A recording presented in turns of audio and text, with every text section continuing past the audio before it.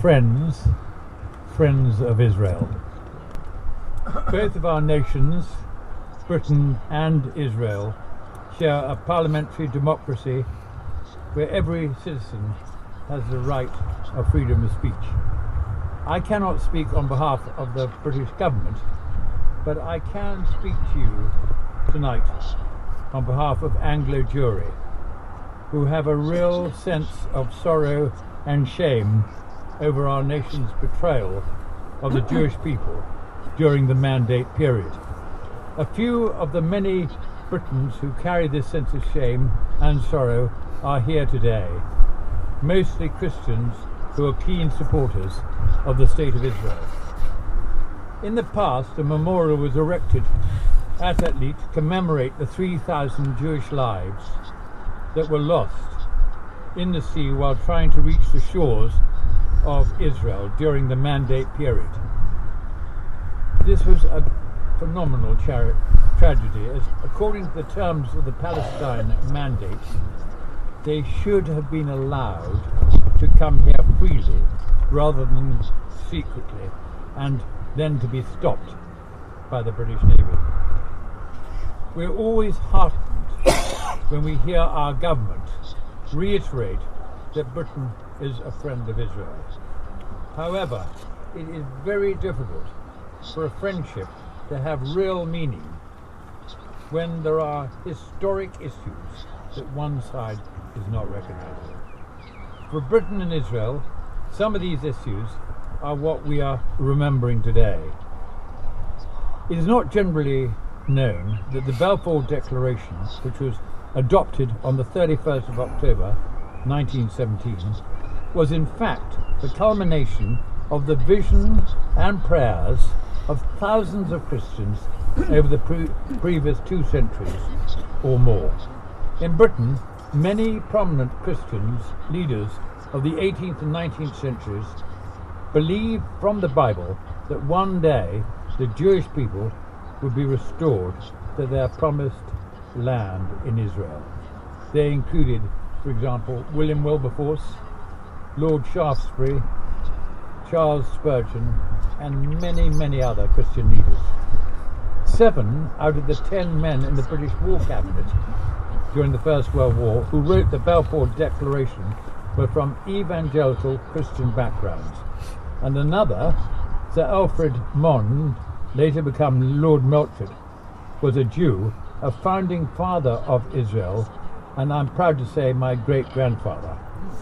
One of those men in the War Cabinet, the South African General, Ian Christian Smuts, was later one of the original founders of the League of Nations. Smuts described the Balfour Declaration as a debt of honour which must be discharged at all costs and in all circumstances.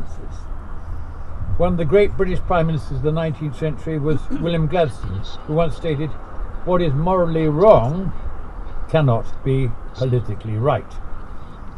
With this in mind, I want to briefly look at the British Government White Paper of 39. The Permanent Mandates Commission of the League of Nations condemned it as a breach of the mandate. This is simply not a political issue, but it's a moral one as well. That is the way that Winston Churchill saw it during the debate in the British Parliament in May 1939. He attacked this white paper. Thus, after the period of 5 years, Winston Churchill said, there will be no further Jewish immigration unless the Arabs of Palestine acquiesce to it. Now, there is the breach. There is the violation of the pledge.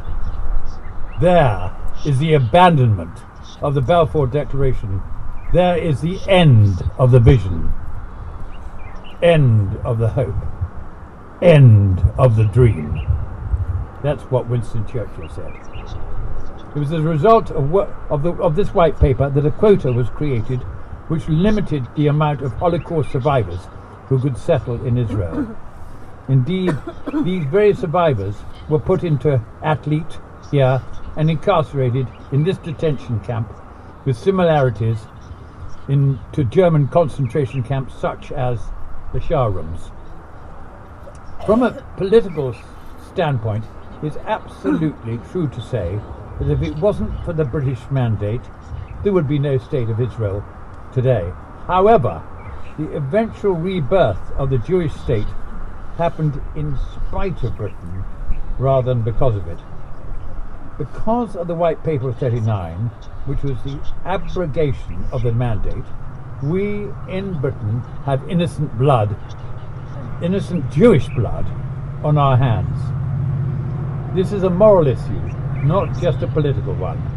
The British government policy of trying to prevent the Jewish people from defending themselves properly is a moral issue. As I previously mentioned, the Jewish state was reborn in spite of Britain rather than because of her. Today, there are thousands of Jewish people in Israel who have a genuine grievance with Britain over the betrayal of the Jewish people and the mandate. As a British citizen, and on behalf of Anglo Jewry and many other Britons, including many Christians, I want to say sorry to you all. We collectively apologise to you.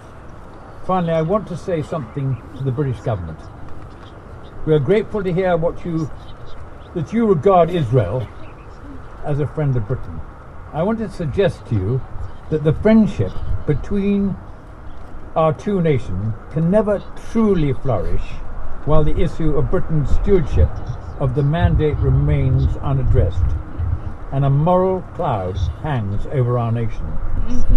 I believe that our government needs to face up to our failure to stand by the mandate rather than pretend we never violated it. Yes. Again, this is not simply a political issue but a moral one. I believe that at the very least, our government needs to make a formal apology to the nation of Israel for the handling of the mandate and the wholesale suffering it caused to many thousands of Jewish people. Dealing with the past honestly and openly and taking action where necessary will serve the well-being of both our nations. In a little over 2 years' time, in late 2017, two key historical events will be commemorated. The vote taken by the British War Cabinet accepting the Zionist proposal for a Jewish national home in Palestine, and on the same day the capture of Beersheba by a combined British, Australian and New Zealand force.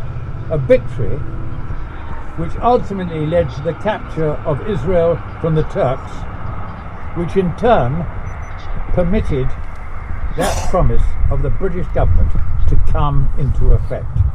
So may I suggest that the British government take this God-given opportunity provided by these commemorative events in 1917 to publicly repent to Israel, and like many of us supporters of Israel, rejoice in these two historical changing events of history, and open up a new and exciting chapter in the relationship, even, dare I say it, the destiny of our two nations. Ladies and gentlemen, friends,